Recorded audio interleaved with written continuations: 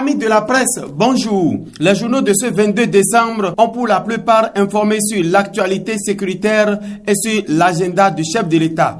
Démarrons par le Témoin qui a consulté l'agenda du président de la République pour vous inviter à son message à la nation. Message sur l'état de la nation, écrit-il, Patrice Talon devant les députés ce mardi, un ultime message républicain très attendu. Info Matin revient sur les événements malheureux du 7 décembre 2025 pour nous révéler que Alako Bénin sollicite les marnes de nos ancêtres et se réjouit de la conviction culturelle du chef de l'État en titrant à sa manchette tentative de la remise en cause de l'ordre constitutionnel au Bénin. L'association Lahari Koundé Alako Bénin évoque la protection des marnes ancestraux et salue l'engagement culturel du chef de l'État. National New 24 rejoint le Témoin et écrit à sa manchette 5 ans est trop court. Patrice Talon défend le mandat présidentiel de 7 ans. En s'appuyant sur son expérience personnelle et des comparaisons internes, Patrice Talon déduit que les cycles politiques sont courts et entravent à la remise en œuvre des réformes structurelles. La boussole reste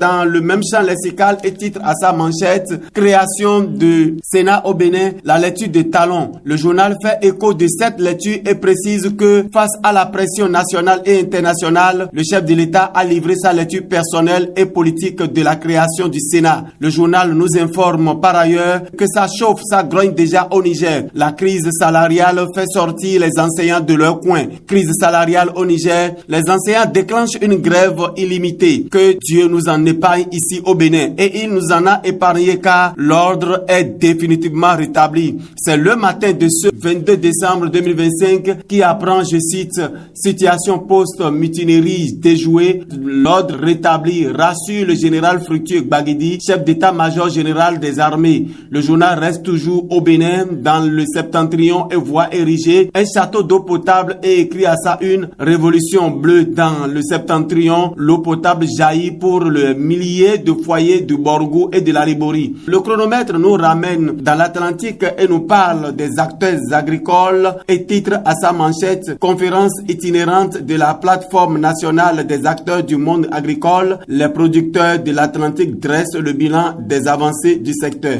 Et c'est tout pour ce 22 décembre 2025.